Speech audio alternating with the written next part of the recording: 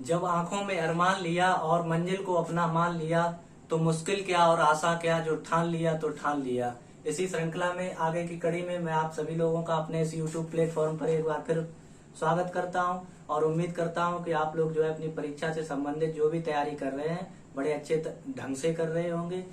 जैसा कि अभी शासनादेश आया है कि 15 और 16 अक्टूबर में आपकी पीईटी परीक्षा का मेन एग्जाम रखा गया है। 2 पालियों में परीक्षा संपन्न कराई जाएगी। तो परीक्षा को ध्यान में रखते हुए आज से हम प्रैक्टिस सेशन की क्लास स्टार्ट करते हैं।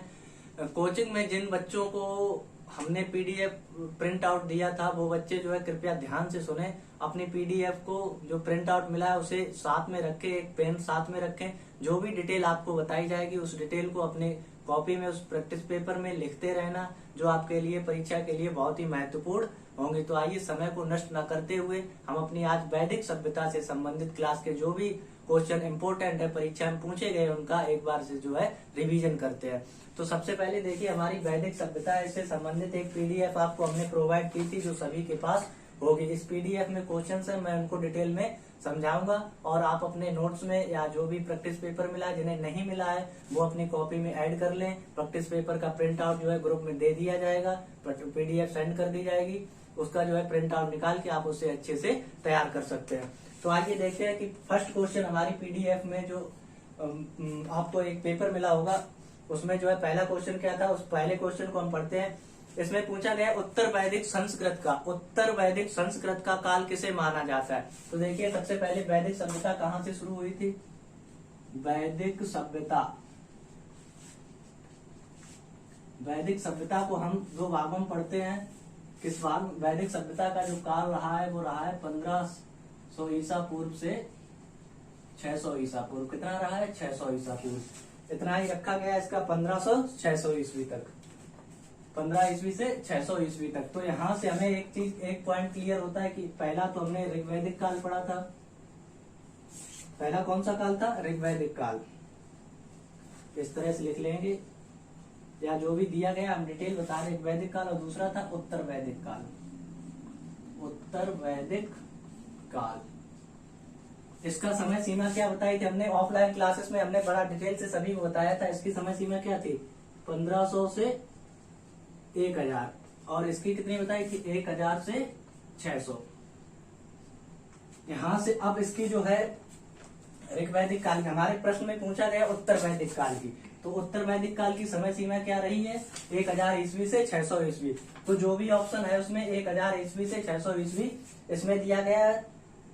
Second question, second B option, यानी कि बी ऑप्शन में इसका आंसर दे दिया गया 1600। अब थोड़ा और डिटेल पढ़ते हैं। ऋग्वैदिक काल की महत्वपूर्ण धातु कौन सी थी, इसकी महत्वपूर्ण जो धातु थी वो कौन सी थी, ऑफलाइन क्लासेस में सब बताया था। इसकी महत्वपूर्ण धातु थी तांबा। कौन सी थी, तांबा। इसकी महत्वपूर्ण धातु लोहा।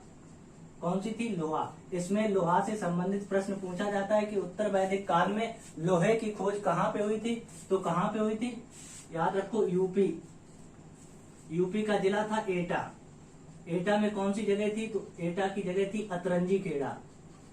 अतरंजी खेड़ा, इस जगह पर उत्तर वैदिक काल में लोहे की खोज हुई थी। इस पॉइंट को नोट कर लेना है बिल्कुल अच्छे से, ऑफलाइन क्लासेस में सब बताया गया था। अब हम अपने दूसरे क्वेश्चन की तरफ देखते हैं कि दूसरा क्वेश्चन क्या है। दूसरा क्वेश्चन है हमारा, दूसरा क्वेश्चन जो भी पीडीएफ दी गई है उसमें देखिए आप, इनमें से किस फसल का ज्ञान वैदिक काल के लोगों को नहीं था। किस फसल का, ए ऑप्शन दिया गया है जौ, बी ऑप्शन दिया गया है हमें गेहूं, बी और सी ऑप्शन में क्या दिया गया है चावल,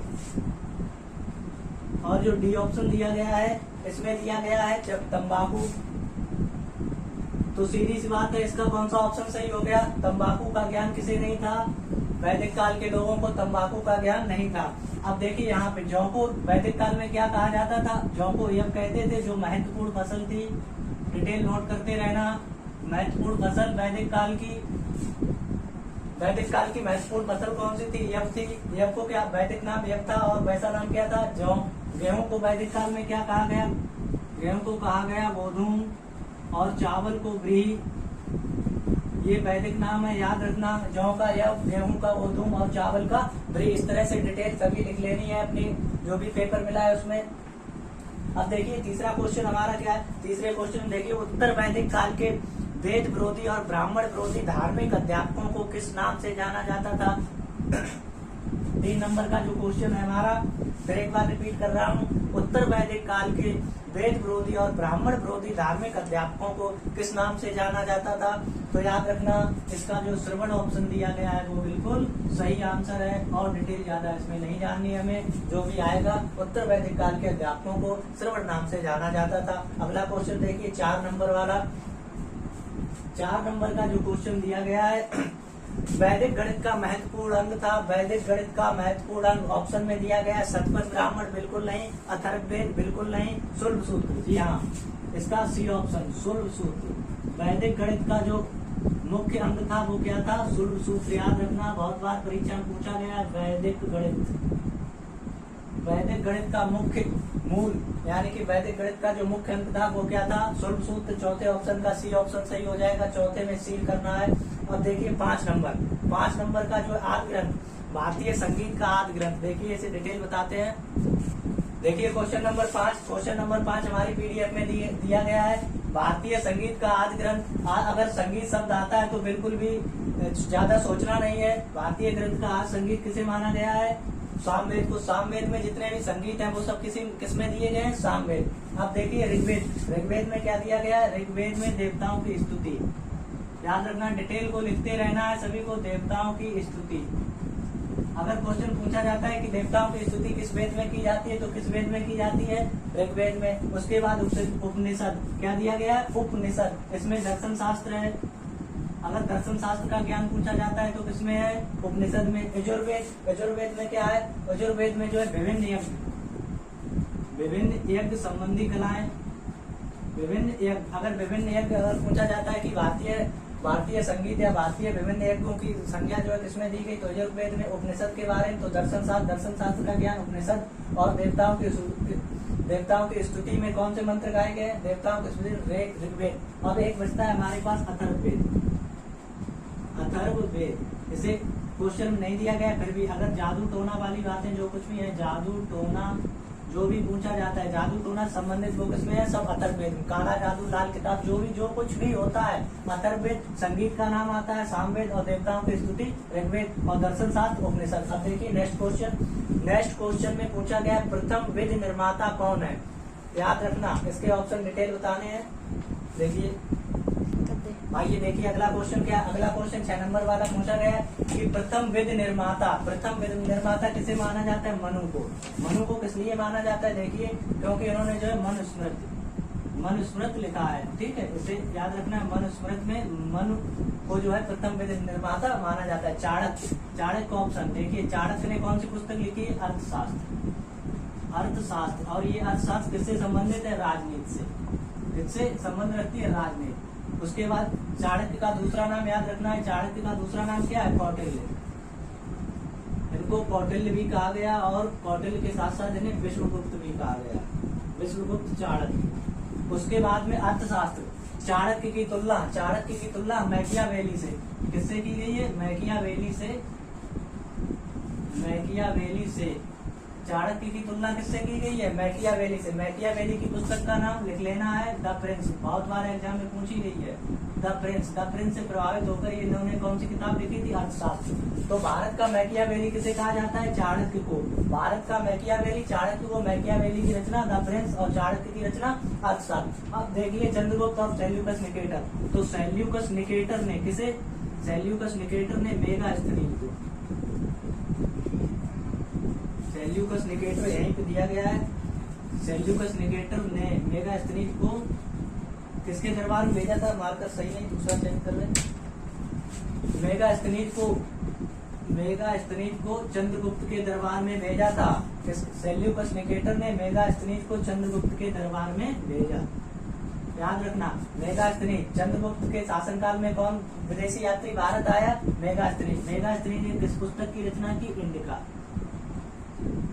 याद रखना मेगास्थनीज की पुस्तक का नाम इंडिका। सेल्यूकस निकेटर ने मेगास्थनीज को चंद्रगुप्त के दरबार में भेजा। क्वेश्चन टैग होता है कि चंद्रगुप्त के शासनकाल में कौन सा विदेशी यात्री भारत आया था, तो मेगास्थनीज आया। कौन सी रचना की, इंडिका की रचना की। अब देखिए क्वेश्चन नंबर अगला जो दिया गया है देखिए, आइए देखिए अगला क्वेश्चन नंबर 7 पे गौर करते हैं। ऋग्वेद के किस मंडल में शूद्र का उल्लेख पहली बार मिलता है? ऋग्वेद के किस मंडल में शूद्र शब्द का उल्लेख जो है मिलता है? तो वो 10वां मंडल है। कौन सा मंडल है? 10वां मंडल, याद रखना है। 7वें मंडल में क्या है? दशराज युद्ध। दशराज युद्ध डिटेल में बताया था। दशराज युद्ध किन दो लोगों के बीच में लड़ा गया था? सुदास और 10 जन के बीच में। अभी अगले क्वेश्चन में से डिटेल करेंगे। 8वें मंडल में देखिए क्या, 8वें मंडल को जो है मध्य मंडल कहा गया है। मध्य मंडल याद रखना है, क्वेश्चन पूछा जाए मध्य मंडल के अंतर्गत कौन सा मंडल आता है? तो 7वां मंडल। और 9वें मंडल में क्या है? 9वें मंडल में सोमरस शब्द का यूज हुआ है, सोमरस। और 10वें मंडल में शूद्र के साथ साथ विश्व उत्पत्ति के बारे में भी बताया गया, विश्व की उत्पत्ति। तो याद रखना है 7वें मंडल में दशराज युद्ध है, 8वें मंडल को मध्य मंडल, 9वें को सोमरस और 10वें को विश्व की उत्पत्ति। दशराज जो युद्ध हुआ था वो सुदास और 10 जन के बीच में हुआ था। अभी अगले क्वेश्चन में ये पूरा डिटेल हम पढ़ेंगे। देखिए अगला क्वेश्चन 8 नंबर वाला। देखिए क्वेश्चन नंबर 8 में सूची 1 को सूची 2 से मिलान करना है। हमने एक तरफ के लिख लिए ऋग्वेद, यजुर्वेद, सामवेद और अथर्ववेद। इसमें जो इनके यज्ञकर्ता के बारे में पूछा गया तो ऋग्वेद के यज्ञकर्ता थे होत्र और इसके अधर्व्यू थे, अधर्व इसलिए जो है अध्वर्व, इस तरह से लिखा जाएगा अध्वर्व। और सामवेद के थे उद्गाता। कौन थे? उद्गाता। सामवेद के यज्ञकर्ता उद्गाता और अथर्ववेद के ये है ब्रह्मा। यहाँ थोड़ा मिस्टेक हुआ, ब्रह्मा। याद रखना है ऋग्वेद का यज्ञकर्ता कौन है? होत्र और यजुर्वेद का अर्ध्यु और सामवेद का उद्गाता और अथर्ववेद का ब्रह्मा। इस तरह से इनका मिलान करने को पूछा जा सकता है परीक्षा, जो काफी इम्पोर्टेंट है। स्पेशल क्लास किसकी है? स्पेशल क्लास पीईटी वालों के लिए है। प्रैक्टिस सेशन है, डेली कोई ना कोई किसी सब्जेक्ट का प्रैक्टिस होगा। आज वैदिक सभ्यता का है, कल जो है भारत की नदियों के बारे में 25 क्वेश्चन का प्रैक्टिस सेट करेंगे। इस तरह से जो है हमें अपना टारगेट हासिल करना है। अब देखिए आगे का क्वेश्चन, देखिए इस प्रैक्टिस का अगला क्वेश्चन नंबर 9। वैशेषिक दर्शन के प्रतिपादक, वैशेषिक दर्शन के प्रतिपादक का नाम पूछा गया तो याद रखिए कपिल। कपिल ने किस दर्शन का प्रतिपादन किया? सांख्य दर्शन का। और अच्युपाद गौतम ने किया है न्याय दर्शन का, न्याय दर्शन का। उलूक कड़ात वैशेषिक दर्शन, बिल्कुल सही। उलूक कड़ात जो है इस ऑप्शन का आंसर है। उलूक कड़ात ने जो है किसका किया है? वैशेषिक दर्शन का। पतंजलि ने किसका किया? योग दर्शन का। योग दर्शन का प्रतिपादन किसने किया है? पतंजलि ने। कपिल ने किया है सांख्य दर्शन का। अच्युपाद गौतम ने न्याय दर्शन का। ऑफलाइन क्लासेस में सभी को डिटेल से बताया था, ज्यादा बताने की जरूरत नहीं है। इस प्रैक्टिस सेशन से यही लाभ है कि जो भी हमने पढ़ा है उसका पूरा फुली रिवीजन करवा देता हूँ। अब देखिए पतंजलि का किसने किया? योग दर्शन ने। अच्युपाद गौतम न्याय दर्शन, कपिल ने सांख्य दर्शन का और उलूक कड़ात ने वैशेषिक दर्शन का। और जो भी बचे हुए वो अपने नोट से क्लियर कर लेना। आप देखते हैं अगला क्वेश्चन। आइए अगला क्वेश्चन देखिए क्या है। अगला क्वेश्चन पूछ रहा है प्रसिद्ध 10 राजाओं का युद्ध, यानी कि 10 राजाओं का युद्ध दशराज युद्ध नाम से जाना गया, किस नदी के किनारे लड़ा गया? सभी को बताया था। किन दो लोगों के? सुदास के बीच में हुआ था और 10 जन के बीच में। ये युद्ध जो है सुदास और 10 जन के युद्ध में हुआ था, जिसमें विजय कौन हुआ था? विजय हुए थे सुदास। और ये जो युद्ध लड़ा गया था ये परशुड़ी नदी, देखिए इसमें ऑप्शन में लिखा हुआ है परशुड़ी नदी। परशुड़ी नदी, परशुड़ी नदी जो है वैदिक नाम है, वर्तमान नाम क्या है? रावी नदी। याद रखना है दोनों, या तो रावी नदी लिख के आएगा या परशुड़ी नदी। इसमें सुदास विजय हुए थे दशराज युद्ध में 10 जन। अब देखिए इनके जो है सुदास के गुरु का नाम क्या था? सुदास, यानी सुदास के गुरु का नाम था वशिष्ठ। ऑफलाइन क्लासेस में सभी को बहुत अच्छे से बताया गया था इनके गुरु का नाम। सुदास के गुरु का नाम क्या था? वशिष्ठ। और 10 जन के गुरु का नाम, इनके गुरु का नाम था विश्वामित्र। विश्वामित्र। किस नदी के किनारे लड़ा गया? परशुड़ी नदी वैदिक नाम, वर्तमान नाम रावी नदी। दशराज युद्ध सुदास 10 जन के बीच में। विजय कौन हुआ? विजय हुए थे सुदास और उनके गुरु का नाम वशिष्ठ और 10 जन के गुरु का नाम विश्वामित्र। अब देखिए अगला क्वेश्चन, योग दर्शन के प्रतिपादक। देखिए अगला क्वेश्चन है योग दर्शन के प्रतिपादक। बिल्कुल जस्ट अभी हमने क्वेश्चन नंबर 9 पढ़ा था। योग दर्शन किसे बताया था? पतंजलि। कौन है योग दर्शन के? कौन है? पतंजलि। और गौतम ने कौन सा किया था? गौतम ने किया था अभी पिछले क्वेश्चन न्याय दर्शन। न्याय दर्शन किसका था? गौतम का। और जैमिनी का ये वाला नहीं था, ये वाला लिख लेना पूर्व मीमांसा। हालांकि उसमें हमने बताया था, जो भी ऑफलाइन क्लासेस थी उसमें बताया था डिटेल से बताया था। जैमिनी का किसने किया? पूर्व मीमांसा गौतम ने। न्याय दर्शन का पूरा नाम अचपात गौतम और योग दर्शन का पतंजलि। क्वेश्चन में जो था उनका ऑप्शन सी ए सही हो जाएगा। गौतम ने न्याय दर्शन का और जैमिनी ने पूर्व मीमांसा। अब देखिए भारत के किस स्थल में खुदाई अभी बताया था। बिल्कुल बिल्कुल जस्ट क्वेश्चन नंबर फर्स्ट में इसे डिटेल से किया था। अब देखिए क्वेश्चन नंबर 12, भारत के किस स्थल की खुदाई से लौह धातु प्रचलन के प्राचीनतम प्रमाण मिले? प्राचीनतम प्रमाण के सर्वाधिक मतलब कि सबसे पहले सर्वप्रथम लौह अयस्क की खोज कहाँ पे हुई थी? भारत में। भारत में देखिए लौह धातु का प्रचलन याद रखना, हमने बताया था एटा जिला। एटा जिला कहाँ है भैया? एटा जिला है यूपी में। यूपी में एटा जिला का कौन सा जगह था? अतरंजी खेड़ा। अतरंजी खेड़ा। अतरंजी खेड़ा कब हुई थी? उत्तर वैदिक काल में। उत्तर वैदिक काल में। उत्तर वैदिक काल की समय सीमा 1000 ईस्वी से 600 ईस्वी तक। ठीक है, याद रखना है। लौह धातु ज्यादा क्वेश्चन पूछा जाता है। एटा जिला के अतरंजी खेड़ा, उत्तर वैदिक काल, यूपी। याद रखना है इस क्वेश्चन को। अब देखिए जो पूछा गया है सुमेल वाला, देखिए इसे हम फिर लिखते हैं एक बार। देखिए क्वेश्चन नंबर 13, सुमेलित कीजिए अथर्ववेद और ऋग्वेद और यजुर्वेद। इधर दिया गया ईश्वर महिमा, बलिदान, औषधियों से संबंधित और संगीत। तो याद रखना संगीत का नाम आया, जल्दी से चले जाओ, सामवेद संगीत। उसके बाद देखिए अथर्ववेद। अथर्ववेद औषधियां। औषधियां। अब देखिए दो कौन से बचे हुए हैं? बलिदान और ईश्वरी महिमा। तो बलिदान और ईश्वरी महिमा। ईश्वरी महिमा ऋग्वेद सबसे ज्यादा सूक्त और सूक्त इसी में है, तो ईश्वरी महिमा किसमें चला गया? एक एक क्वेश्चन को पढ़ना होता है, सही समझना होता है, जल्दबाजी में गलत नहीं करना होता। जो भी टिक कर लिए जाते हैं, एक दो मिलान हो गया, जिसमें मिल जाए वही सही है। उसके बाद बचा हुआ यजुर्वेद। अब देखिए इसमें कौन सा बचा हुआ है? इसमें बचा हुआ है यजुर्वेद। यजुर्वेद का जो है बलिदान विधि एक बची हुई है, इसमें कर दीजिए बलिदान विधि। इस तरह से जो है क्वेश्चन को डिटेल पढ़ना होता है और एक या दो का मिलान हो जाता है, उसके बाद ऑप्शन टिक कर लिया जाता है, वही सही होता है। अथर्ववेद का औषधियां है, ऋग्वेद का ईश्वरी महिमा, यजुर्वेद बलिदान और सामवेद का संगीत से। अब देखिए क्वेश्चन नंबर 14 चलते हैं। देखिए क्वेश्चन नंबर 14, वैदिक युग की शासन प्रणाली। वैदिक युग में सबसे प्रचलित शासन प्रणाली कौन सी थी? ऑप्शन ए निरंकुश, नंबर बी प्रजातंत्र, नंबर सी गणतंत्र और नंबर डी वंशानुगत राजतंत्र। ये नहीं था, निरंकुश शासन भी नहीं था, ना ही प्रजातंत्र था। कौन सा था? याद रखना इसका सी ऑप्शन गणतंत्र। गणतंत्र था। उसके नंबर 15 नंबर वाला देखिए क्वेश्चन, निम्नलिखित में से वह दस्तकारी कौन सी है जो आर्यों द्वारा बिहार में नहीं लाई गई? जिसके द्वारा आर्यों ने जो व्यवसाय नहीं अपनाया, वो व्यवसाय पूछा गया है। मृदवान पाट्य अपनाया, आभूषण अपनाए, बढ़ईगिरी, काष्ठकारता अपनाई, लोहारगिरी। 15 का डी लोहारगिरी बिल्कुल नहीं अपनाया गया है। वैदिक लोगों द्वारा लोहारगिरी का काम नहीं किया गया है, तो 15 का डी सही हो गया। अब देखिए 16 नंबर आर्य शब्द इंगित करता है। आर्य शब्द हमने ऑफलाइन क्लासेस में बताया था। क्वेश्चन नंबर 16, आर्य शब्द का मतलब क्या था? आर्य शब्द इसे हमने बताया था श्रेष्ठ। श्रेष्ठ की संज्ञा किसने दी थी इन्हें? Max Muller. मैक्स मूलर याद रखना है, मैक्स मूलर। मैक्स मूलर ने इनके बारे में क्या पॉइंट दिया था? उस पॉइंट को भी, जो ये 5 जन, इनका स्टेटमेंट याद रखना, ये 5 जन मध्य एशिया से भारत आए थे।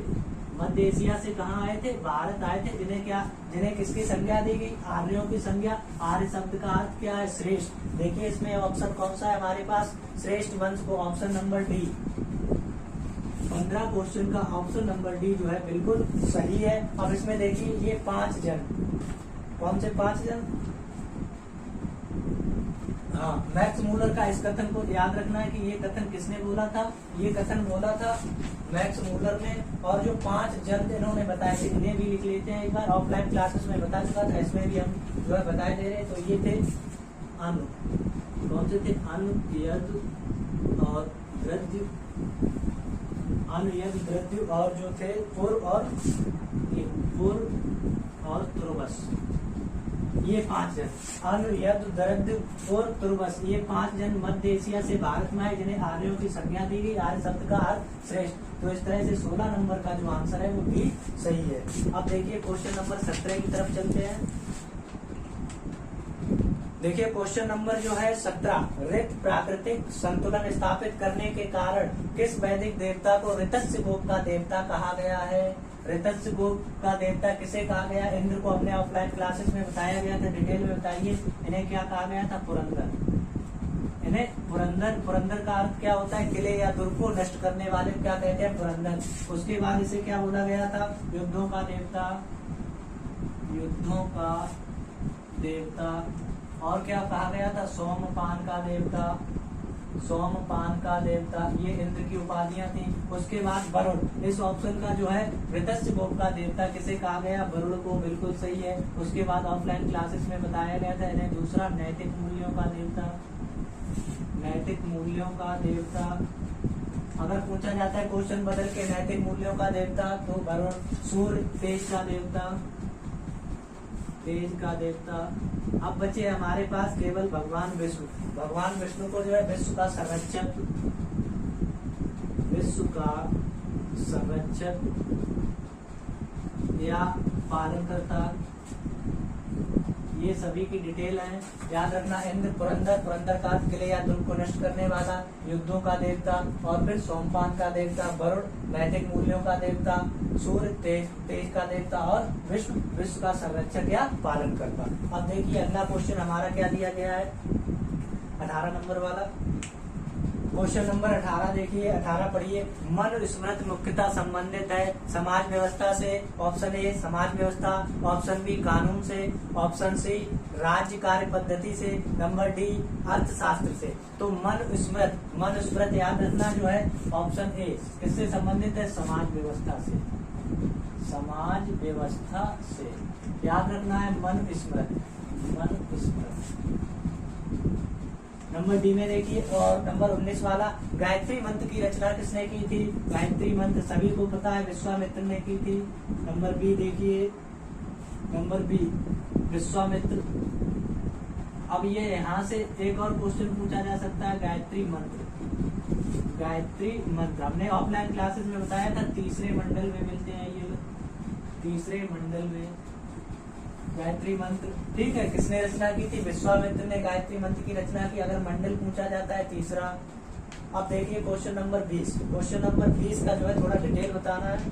देखिए क्वेश्चन नंबर 20, क्वेश्चन नंबर 20 हमारी पीडीएफ में दिया गया। ऋग्वेद में निम्नांकित किन नदियों का उल्लेख अफगानिस्तान के साथ आर्यों के संबंध का सूचक है? तो बिल्कुल कुबा या कुरमू, इसे कर देना है। याद रखना अफगानिस्तान के साथ आर्यों का संबंध किससे था? कुबा या कुरमू।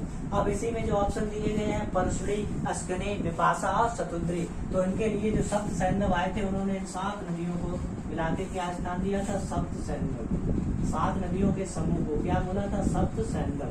ठीक है, अब इनमें से 1 2 3 4 5 6 7 इन्हीं को क्या बोला गया था? सप्त सैंधव। अब देखिए इनके वैदिक सभ्यता के नाम क्या थे? हिरण्यबाहु, हिरण्यबाहु किसे बोला गया था? सिंधु नदी को, ये जो है हमारे लिए।